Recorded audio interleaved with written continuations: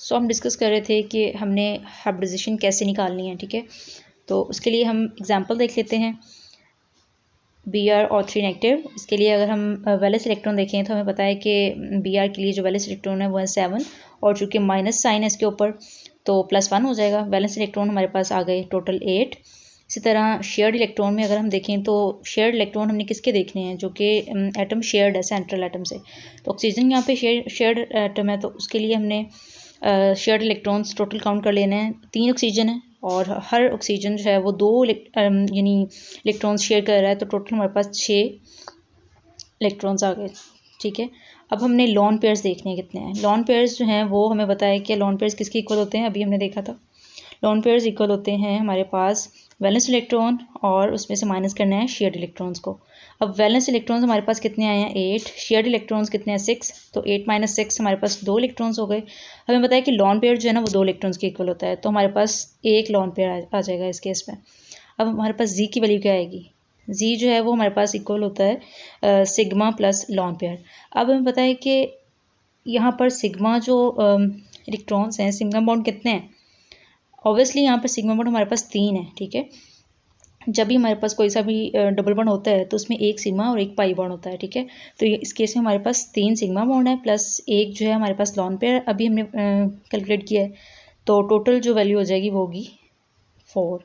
अब 4 के लिए हमने पीछे देखा था, जब हमारे पास जी की वैल्यू 4 आएगी तो हमारे पास कौन सी हाइब्रिडाइजेशन होगी, sp3 हाइब्रिडाइजेशन होगी।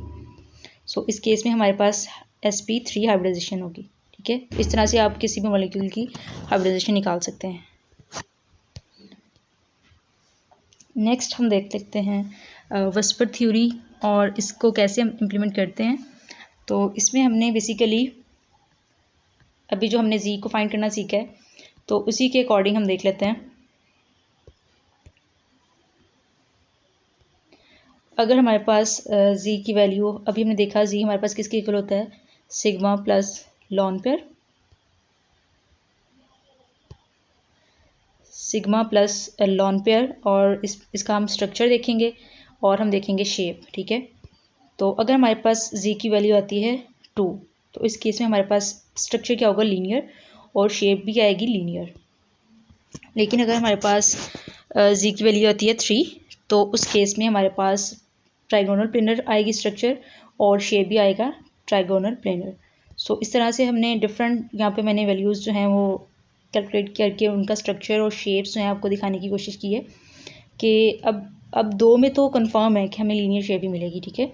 2 में 2 सिग्मा बॉन्ड होंगे और हमारे पास लॉन पेयर 0 है, ठीक है। अगर हमारे पास टोटल जी की वैल्यू 3 है, जबकि 3 जो है वो किस तरह से बन रही है वैल्यू कि उसमें हमारे पास 2 सिग्मा बॉन्ड है और एक जो है वो लॉन पेयर है, तो उस केस में क्या होगा, इस केस में तो उस केस में क्या होगा, ट्राइगोनल प्लेनर हमारे पास शेप आएगी और स्ट्रक्चर हमारे पास क्या आएगा, ट्राइगोनल प्लेनर, और शेप क्या आएगी, बेंट, ठीक है। इसी तरह से अगर हम नेक्स्ट देख लेते हैं नंबर 4, तो उसमें हमारे पास अगर तो 4 सिग्मा बॉन्ड ही हो गए तो देन हमारे पास स्ट्रक्चर बनेगा टेट्राहेड्रल और शेप भी हमारे पास होगी टेट्राहेड्रल, दिस वन। लेकिन अगर हम देखते हैं नेक्स्ट हमारे पास 4 जो है वो इस तरह से टोटल बन रहे होंगे, 2 हमारे पास सिग्मा बॉन्ड है, 2 हमारे पास लॉन पेयर है, तो स्ट्रक्चर तो टेट्राहेड्रल ही रहेगा लेकिन शेप जो है वो बेंट हो जाएगी, ठीक है। तो इसी तरह से अगर हम 5 के लिए देख लें तो सिग्मा के लिए तो सिंपल ट्राइगोनल बाईपैरामिडल शेप आ जाएगी और स्ट्रक्चर आ जाएगा, जबकि अगर हम 4 हमारे पास सिग्मा बॉन्ड है, एक हमारे पास लॉन पेयर है, तो क्या हो जाएगा, ट्राइगोनल बाईपैरामिडल शेप आ जाएगी और शेप हमारे पास क्या आएगी, सीसा, और स्ट्रक्चर क्या आएगा, ट्राइगोनल बाईपैरामिडल। सो ये सारी वैल्यूज़ आप इस तरह से देख सकते हैं कि जब हम सिग्मा बॉन्ड के लिए स्पेसिफिकली देख रहे हैं तो स्ट्रक्चर थोड़ा डिफरेंट होगा, जब हम लॉन पेयर को साथ में ऐड कर रहे हैं कि जब हमारे पास साथ में 1 या 2 लॉन पेयर आ जाते हैं तो स्ट्रक्चर जो है वो चेंज हो जाएगा, उसकी शेप जो है वो चेंज हो जाएगी। Thank you.